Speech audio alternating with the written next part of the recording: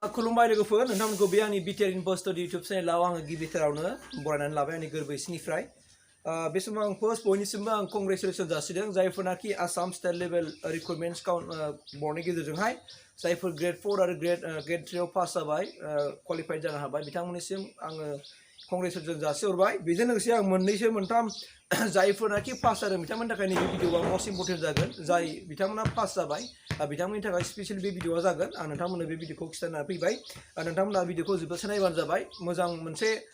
पइन्टखौ बाव मिथिगोन जायफोरनाखि क्वालिफाइड जाबाय एबा पास जाबाय बिथांमोननि थाखाय आं मोजां मोनसे रादाब होनो नागिरदों बेनो जाहैबाय मा मैया मोनसे निउसावहाय जोंनि आसामनि chief minister doctor Himanta Biswa शर्माया मोनसे बाथ्रा होनदों कि जायफोरनाखि माने दिनै ग्रेड 3 आरो ग्रेड 4 बावहाय क्वालिफाइड जाबाय एबा पास जानो हाबाय क्वालिफाइड फर एपइन्टमेन्ट बिदि लिरखाबाय माने बिथांमोननि थाखाय एपइन्टमेन्ट लेटारा मोनसिगोन आरो बा बिनि थाखाय बिथाङा होनदों कि डिस्ट्रिक्ट वाइज मोनफ्रोमबो डिस्ट्रिक्टखौ नोजोर होनानै माने मोनफ्रोमबो डिस्ट्रिक्टआवनो समान समान माने पास खालामनाय जादों होननानै बिथाङा फोरमायदों मिडियानि गेजेरजोंहाय मानोना बेवहाय खुनु मोनसे अबेबा डिस्ट्रिक्टआव बारा अबेबा खम बिदि खालामाखै होनना बुंदों मोनफ्रोमबो डिस्ट्रिक्टखौनो समान समान नायनानै बिथाङा क्वालिफाइड खालामदों एबा पास खालामदों होननानै बिथाङा मिडियायाव फोसावनानै होदों आरो बिथाङा होनदों जाय मोनदों बिथांमोना गोरिब न'खरनि आरो दुखुथिया न'खरनि सुबुंफोर मोनदों होननानै नंगौ बाथ्राया सैथोआनो आरो आं बिनिखायनो डक्टर हिमन्त बिश्व शर्माखौ थेंकफुल होनो लुगैदों जाय दिनै साख्रिखौहाय जाय समाव कंग्रेसनि आमोलाव गोबां घुस थाखा फैसा होनानै 2 लाख 3 लाख 4 लाख थाखा गारनानै बायनांगौमोन नाथाय दिनै डक्टर हिमन्त बिश्व शर्मायाव एबा बिजेपि गभर्नमेन्टआवहाय दिनै आं नुनो मोनबाय कि खुनु मोनसे थाइसे फैसा खरसा खालामनाङा जासेनो दिनै डक्टर हिमन्त बिश्व शर्माया बिजेपिनि आमोलावहाय दिनै फ्रियै माने टेलेन्टखौ नायनानै जायनो पास जादों जायनि उथ्रिसार जानो हादों बिथांमोननो दिनै साख्रिखौ मोननो थांगासिनो दं एबा मोनबाय बिथांमोनहा आरो बिथांमोना नैबे दा मे जोबनाय लोगो लोगो बिथांमोना मे जोबसिनिफ्राय गाव गावनि डिपार्टमेन्ट वाइसआव बिथांमोना जयनिं जागोन आरो जुन 1 निफ्राय बिथांमोननि खामानिया स्टार्ट जासिगोन दा मोनसे जाहैबाय मा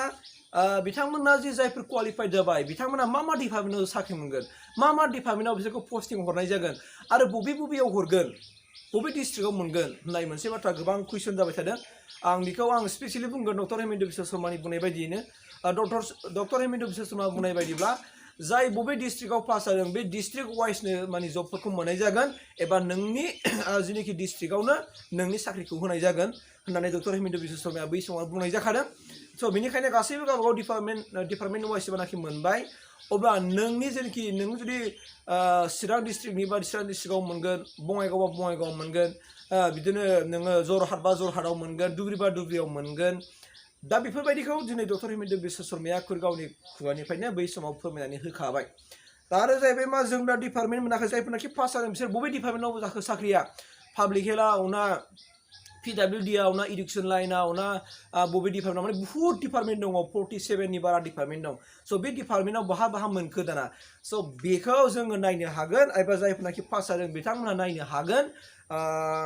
9 तारिखआव एबा फैबाय थानाय जेनाखि मंगलबार खालि बिथांमोनहा गाव गावनि डिपार्टमेन्टखौ नायनो हासिगोन आरो मा नों बबे डिपार्टमेन्टआव साख्रि मोनखो PWDआव मोनखो ना इडुकेसन लाइनाव मोनखो ना इरिगेसनाव मोनखो ना हेल्थ माबायाव मा होनना बुङो गोबां डिपार्टमेन्ट दङ जायखौ आं बुंजोबनो हानाय नङा माने सयेलनो माबानो एग्रिकालसारनो बहुत डिपार्टमेन्ट दङ दा नों बबे डिपार्टमेन्टआव साख्रि मोनखो बेखौ नोङो फैबाय थानाय बे मे दाननि 9 तारिखआव नोङो नोंनि डिपार्टमेन्टखौ नायनो हासिगोन आरो मा दा जोबोर मोजांनि बाथ्रा जोबोर सिस्टेमेटिक खालामदों डक्टर हिमन्त बिश्व शर्माया जेरैबायदि गोबाव लं प्रसेस नांदों बावहाय बिथांमोना जेनुइन जे माखासे साख्रिखौ होनो थाखायनो निस्सय बे प्लेन आरो पलिसिखौ लादों आरो फिन खेबसेबाव आं डक्टर हिमन्त बिश्व शर्माखौ थेंकफुल जासिदों आरो बेजों लोगोसे आं होनदों एपइन्टमेन्ट लेटारखौ माला मोनगोन गोबां मानसिफ्रा आंनाव कुइसन खालामहरदों कमेन्ट हरदों आदा एपइन्टमेन्ट लेटारा माला मोनगोन होननानै अके एपइन्टमेन्ट लेटारनि थाखायबो खुनु टेनसन लानांगौनि गोनांथि गैखाला एपइन्टमेन्ट लेटारा जाहैबाय नैबे बैसो दाननि 11 जेनाखि मे खालि गुवाहाटियाव मोनसे गिदिर मोनसे मेल लानाय जादों आरो बावहाय बिजेपि गभर्नमेन्टनि माने 2 इयार्स टार्म जायो नामा 2 बोसोरारि मोनसे सेलेब्रेसन दङ बे खालिनो गासै 41,000 सुबुंखौनो साख्रि होसिगोन 41,000 सुबुंनो एपइन्टमेन्ट बिलाइखौ बिलाइगोन आरो जायफोरनाखि थांनो हाया बिथांमोननो थाखाय मा जागोन वेबसाइटआवनो सेबायाव हाबनानै लिंक हरखाबाय बावहाय होखाबाय लिंकआव खिथाखाबाय कि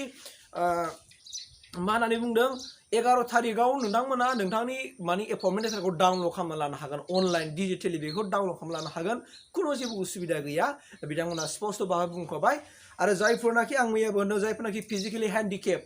बिथांमोना जाहैबाय मा बिथांमोननि थाखाय मेडिकेल एग्जामिनेसन जाबावगोन ओमफ्राय क्लियारेन्स बिथांमोना मेडिकेलनिफ्राय क्लियारेन्स सार्टिफिकेट होनो हानांगोन अब्लानो बिसोरनि जबआ पाक्का नाथाय जायफोरनाखि फिजिकेलि हेन्डिकेप नङा बिथांमोना गाव बै समाव डकुमेन्ट भेरिफिकेसनाव एबा अनलाइन साबमिसन होनाय समाव मा डकुमेन्ट्सफोरखौ जमा होआमोन बैफोर डकुमेन्ट्सखौ नोङो फिन आरो जमा होफिनबानो नोंहा जाबाय स' मिजिंथिबाय आरो गोबां आं मिथिनो मोन्दों गोबां माखासे बर' लाइमोनफ्रा दिनै साख्रि मोनबाय आं मिथिनो मोननाय बायदिबा मोनफ्रोमबो डिस्ट्रिक्टआवनो एसटि माने सिटआवहाय गोबां माखासे लाइमोनफ्रा दिनै साख्रिखौ मोननो हाबाय होननानै आं मिथिनो मोननाय जादों जोबोद गोजोनथाव बाथ्रा आरो गोबां बिराद गोबाव जाबाय साख्रि मोनैफ्रा आरो बेबायदि बुरजा साख्रि ओंखारनाया बुहुत खममोन आरो बे समावनो बिराद बुरजा साख्रि ओंखारबाय आरो जायफोरनाखि रिटेनाव क्वालिफाइड जादों बिथांमोना बिथांमोननि थाखाय जेनोखि बायबा जादोंमोन गुवाहाटियावहाय बिराद गोबावै खुंदों मास मोनसेनि बारा जादों बे बायबायाव जायफोरनाखि नुजाथिहैनो हाबाय बिथांमोननि माखासे स्किल टेस्टखौ नायदों बिसोरनि मुभ नायदों बिसोरनि स्टाइल बिसोरनि स्टेन्डार्डखौ नायनानै दिनै आरो बिथांमोननिफ्राय रिपर्ट लादों नों मा मावगासिनो दङ बेसेबां फरायनायावनो बिथांमोना बिराद माने थन' सोंजोबदोंमोन दिनै बिथांमोना निस्सय बुजिनो हादों जायफोरनाखि इन्टारभिउ केन्डिडेट बिथांमोननिफ्राय बिथांमोना बुजिनो हादों माखासे रिप्लाइ होनायनि गेजेरजों ओंखायनो बिथांमोना गासिबो दिनै पास जाजोब्बाय आं मिथिनो मोन्दों क'क्राझारावबो जायफोरनाखि अरेल हैनो मोनजोबदों बिथांमोनाबो पास जाजोब्बाय होननानै आं मिथिनो मोन्दों प्राय 3 4 फेल जादों होननानै आं मिथिनो मोन्दों स' कंग्रेचुलेसन बयनिसिमबो नोंथांमोननि न'खर संसारा गोजोन जाथों नोंथांनि न'खर बिमा बिफा बिसि फिसा गासैखौबो लानानै सुखि गोजोन संसार जानो हाथों न'खर संसारा जौगाथों समाजनि फारसे मोजां खामानि मावलांनो हाथों आं बेखिनि मिजिंजों दिनै आंनि बे आयदानि सायाव भिडिअ बानायनायखौ एसेखिनियावनो फोजोबबाय लोगोफोर खुलुमबाय थेंक इउ